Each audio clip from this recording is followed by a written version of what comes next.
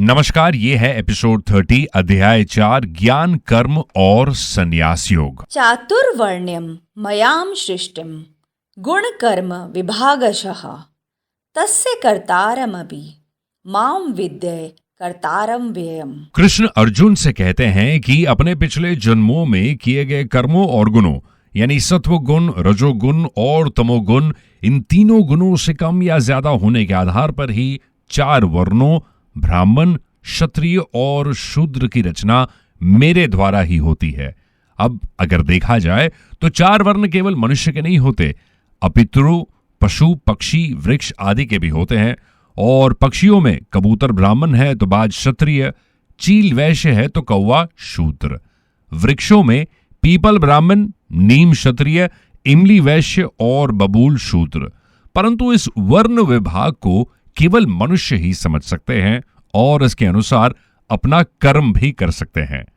इस संसार की रचना का कर्म करते हुए भगवान की कर्म फल में जरा सी भी आसक्ति, ममता या कामना नहीं होती, इसलिए वे कर्म भगवान को भानते नहीं हैं। यदि मनुष्य भी अपने कर्म करते हुए कर्म फल की इच्छा न रखे तो वो कर्मों से नहीं बंधेगा। हम मनुष्य अपने कर्मों को कैसे दिव्य बना सकते हैं, यह है सबसे अहम सवाल। इसका सबसे सरल उपाय है कि इस संसार से मिली हुई वस्तुओं को अपनी या अपने लिए न मानकर संसार की मानते हुए संसार की सेवा में ही लगा देनी चाहिए। मनुष्य जब जन्म लेता है तो अपने साथ कुछ नहीं लाता। इस सब भौतिक चीजों को वो अपने साथ नहीं लेकर जाएगा, तो फिर ऐसी वस्तुओं को अपनी या अपने लिए मानना आपकी सबसे बड़ी भूल होगी। भगवान उदार है, वे जितना हमें समझते हैं उतना हम भी स्वयं को नहीं समझते। तो जो वस्तु हमें चाहिए और हमारे हित की है वो भगवान ने पहले ही हमें बिना मांगे दे रखी है। हमें जो कुछ भी मिला है उसे निष्काम भाव से दूसरों की भलाई में लगा देना चाहिए। अब कृष्ण अर्जुन से कहते हैं कि पूर्व काल के अर्थात कल्याण करने वालों ने भी अपना अपना कर्तव्य कर्मों का पालन करके कल्याण की प्राप्ति की है। तो जिस प्रकार उन्होंने लोकहित के लिए कर्म किए हैं वैसे ही तू भी अपने कर्तव्य का पालन कर और संसार के हित के लिए कार्य कर। आपने कभी सोचा है कि कर्म क्या है और अकर्म क्या है? अब इस विषय में शास्त्रों को जानने वाले बड़े बड़े विज्ञान भी भ्रमित हो जाते हैं, अर्थात कर्म तत्व को सही प्रकार से समझा नहीं पाते हैं। कभी कभी किसी क्रिया को वो कर्म मानते हैं परंतु वो अकर्म भी हो सकती है और विकर्म भी।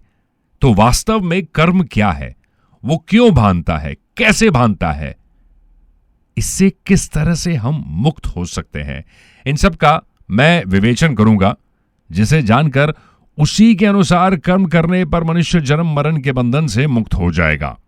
भगवान ने कर्म के 2 भेद बताए हैं, कर्म और अकर्म। अब कर्म से जीव बनता है और अकर्म यानी दूसरों के लिए कर्म करने से मुक्त हो जाता है।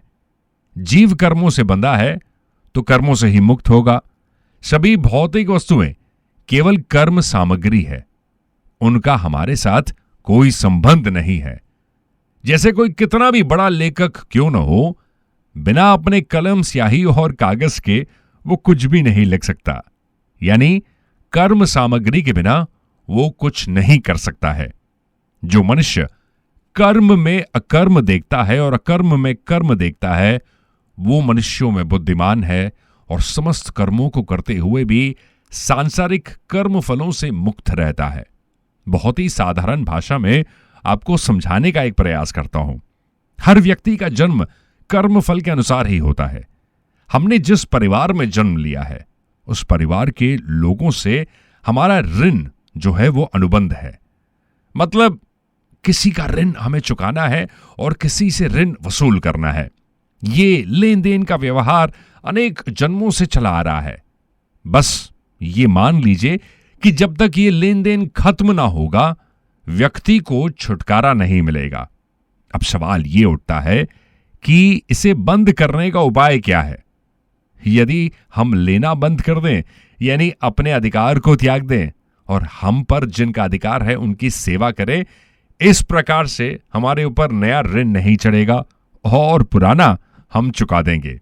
यहां हम ऋण के अनुबंध से मुक्त हो जाएंगे।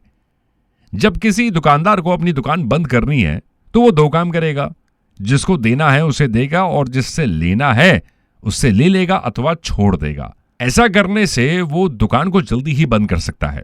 इसका कारण यह है कि जब तक वो ज्यादा कमाई की इच्छा से वस्तुएं देता रहेगा तब तक दुकान चलती रहेगी, वो तो बंद ही नहीं कर पाएगा। लेकिन जब तक कुछ पाना शेष रहता है तब तक करना भी शेष रहता है। जब करना, जानना और पाना शेष नहीं रहेंगे तब ऐसा व्यक्ति संसार के बंधन से मुक्त हो जाएगा। आज का ये एपिसोड कैसा लगा कमेंट करके हमें जरूर बताइए और अपने सोशल मीडिया हैंडल्स पर या व्हाट्सएप पर इस वीडियो को जरूर शेयर करें।